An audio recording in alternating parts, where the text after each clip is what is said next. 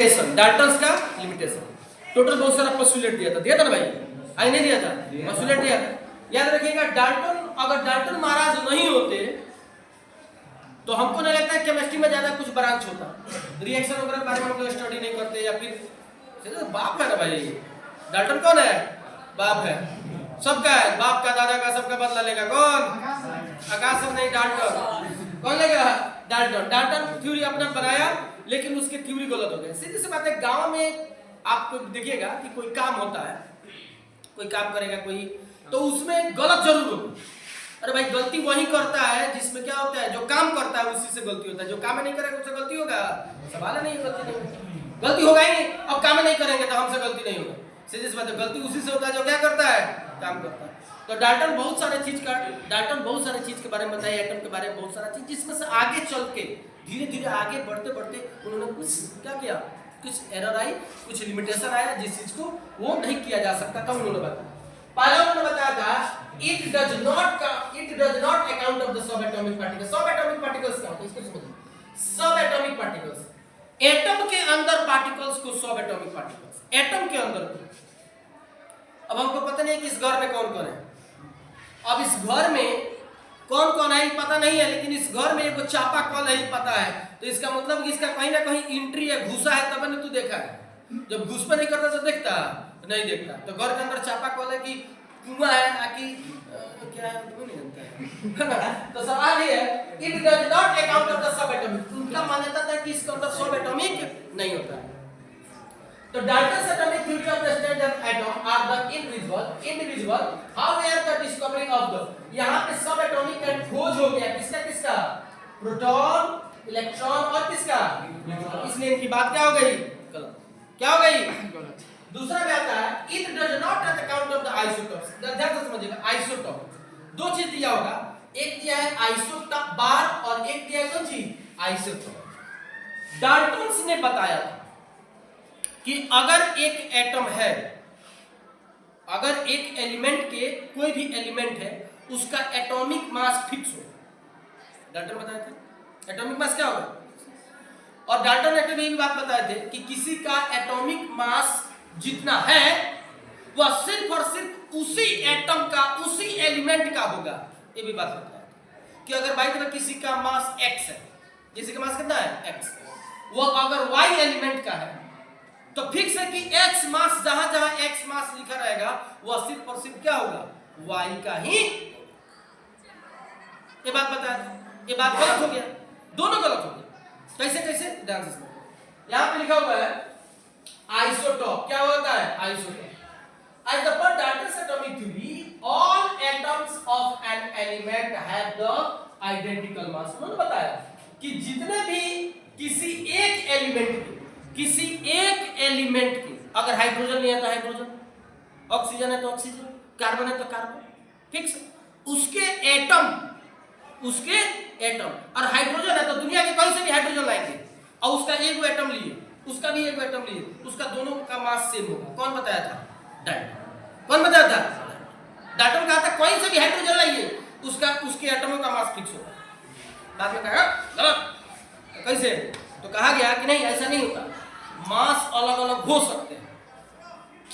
And the identity, however the different isotopes of the elements have the different atomic mass। Example hydrogen क्या बताया था कि hydrogen का मास क्या होगा, फिक्स होगा।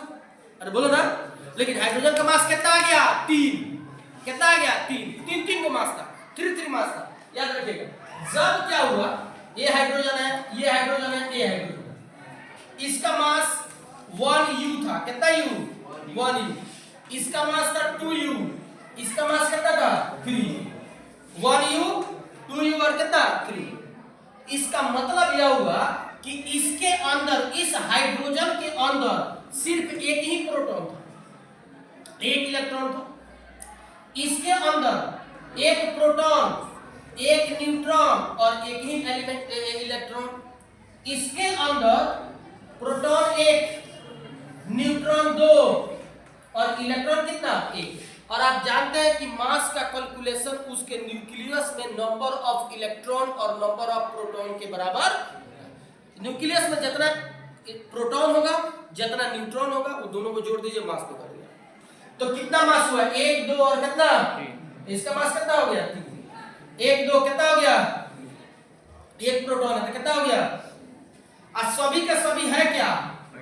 हाइड्रोजन। तो हाइड्रोजन का मास डाल्टन के अकॉर्डिंग हाइड्रोजन का मास तो फिक्स होना चाहिए, लेकिन गलत हो रहा है कि नहीं? अरे नहीं गलत हो रहा है जी, अरे बोलो ना। सीरीज में एक आदमी तो एक ही शादी करेगा, ऐसा थोड़ा है। एक करेगा, 2 करेगा, 3 करेगा, अनलिमिटेड करेगा। अनलिमिटेड नहीं माने लिमिटेड में ना, समझ रहा है? अरे कम से कम राजा एक रानी रखेगा ना, और मन किया तो 2 को नहीं रखेगा, 3 को नहीं रखेगा, रख सकता है, राजा है रख सकता है। हाँ राजा है और रख सकता है, तुम लोग मत रखना। एक चीज कहते हैं, बात उनका गलत हो गया, उनका बात क्या हो गया? गलत हो गया। अगला टॉपिक पर, it does not of the account of isobar. उन्होंने बताया था कि आइसोबार यानी उनके कहने का मतलब है, उनके कहने का मतलब कि अलग अलग एटम, अलग अलग एलिमेंट है। मान लीजिए कि यह एक अलग एलिमेंट है और यह एक अलग एलिमेंट है, इसका एटम को निकाले और इसका एटम को निकाले, दोनों एटम अलग अलग हो, दोनों एटम का मास अलग अलग हो, यानी एलिमेंट अलग, तो एलिमेंट के अंदर का एटम का मास भी अलग। उनका कहना था, किनका? डाल्टन। जबकि बाद में चल के गलत हो गया, अलग अलग एलिमेंट था और उसके एटम को निकाला गया तो सेम मास आ गया, सब मास आ गया। कभी कभी नहीं होता है जी, कभी कभी ऐसा नहीं होता है कि आप कहीं गए तो आप ही की तरह एक और दिखाई दे दिया ना, होता है जी ऐसा। अरे होता है कि नहीं? पीछे से देखिएगा तो सेम लगेगा, बाप रे होगा, लेकिन होता है। तो क्या था? जैसे आप उठा के देखिए आर्गन और कैल्शियम, आर्गन का भी मास कितना होता है?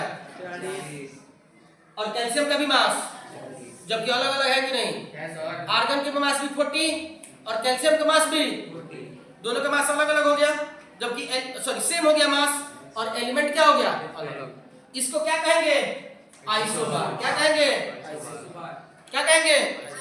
आइसोबार में एलिमेंट से डिफरेंट मास, आइसोटॉप में सेम एलिमेंट मास क्या? अलग। उसके बाद उन्होंने बताया कि elements need to not combination of the simple will number of the ratio of this form of the compound. उन्होंने क्या बताया? उन्होंने बताया कि ज्यादातर उन्होंने बताया था कि एलिमेंट का सिंपल कॉम्बिनेशन बनाता है। कौन कॉम्बिनेशन? सिंपल कंबाइंड होता है एटमों का। उन्होंने बताया था कॉम्प्लेक्स कंपाउंड नहीं, कॉम्प्लेक्स कॉम्बिनेशन नहीं होता है। कौन कॉम्बिनेशन होता है? सिंपल। अब उठा के देखिए भाई, C11H22O11, C11H22O11 क्या हो गया? ये ग्लूकोज। क्या हो गया? नहीं सॉरी शुगर। क्या हो गया? शुगर। ग्लूकोज का होता है C6H12O6, जबकि शुगर का फार्मूला होगा C11H12 और O, तो H22 और O11, ये शुगर का हो गया। ये कॉम्प्लेक्स कंपाउंड है। कौन कंपाउंड का? यानी कॉम्प्लेक्स एटम, बहुत सारे एटम एक साथ मिलकर बना, तब जाके बने, और उनके अनुसार ये सिंपल होना चाहिए। उसके बाद उन्होंने बताया कि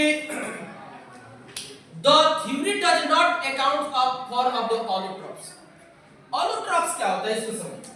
कह रहा है कि the difference in the property of the diamonds and graphite, both the which are the contain only carbon atom, cannot be of the extended by of the Dalton's atomic theory। ध्यान से समझिए। ऑलोट्रॉप्स और हेटेरोट्रॉप्स क्या होता है? ध्यान से समझिएगा। ऑलोट्रॉप्स और हेटेरोट्रॉप्स क्या होता है? ऑलोट्रॉप्स सेम टाइप के एटम जब आपस में मिल जाते हैं, सेम एटम, एक ही एटम, एक ही प्रकार के एटम, एक ही एलिमेंट के एटम, उसको ऑलोट्रॉप्स कहता है। और हेटेरोट्रॉप्स वो होता है कि अदर मिलकर बनता है। अब डायमंड देखिए, डायमंड क्या है? Carbon carbon carbon carbon carbon carbon carbon, सारा खाली कार्बन आपस में बॉन्ड बना दिया, कार्बन आपस में मिल गया, तो क्या बन गया? डायमंड। या फिर क्या बन गया? ग्रेफाइट। कार्बन, जब डायमंड को आप गर्म करिएगा ना, जब काफी ज्यादा हीट करिएगा, 3700 से मोर देन अगर करिएगा हीट, तो कार्बन डाइऑक्साइड बनकर उड़ जाएगा, कुछ नहीं नीचे मिलेगा, कपूर की तरह। कपूर जलाते हैं, कपूर जलने के बाद क्या नीचे मिलता है? राख। नहीं, उड़ गया, कुछ मिलता है जी? आयोडीन जलाइएगा, हीट करिएगा, कुछ नहीं मिलेगा, उड़ गया, कुछ नहीं मिलता। उसी तरीके से डायमंड और ग्रेफाइट को जब जलाइएगा तो कार्बन डाइऑक्साइड बनकर उड़ गया, यानी वो ऑलोट्रॉप से बना होता है, सिर्फ और सिर्फ कार्बन से बना होता है। जैसे ओजोन सिर्फ और सिर्फ ऑक्सीजन से बना हुआ। जबकि डाल्टन कह रहे थे कि कंपाउंड बनाने के लिए सेम टाइप के एलिमेंट नहीं मिलते, अदर मिलते हैं, अदर होना जरूरी है। जबकि ये बात गलत हो गया, बाद में कहा गया नहीं ऑलोट्रॉप्स भी होते हैं जिसमें क्या होता है, सेम टाइप के एटम मिलके बनाए रहते हैं, जैसे डायमंड, ग्रेफाइट, बक, टंगस्टन, फुलरेंस वगैरह वगैरह। कोई दिक्कत? ये रहा लिमिटेशन, ये रहा कौन चीज, लिमिटेशन। कोई दिक्कत?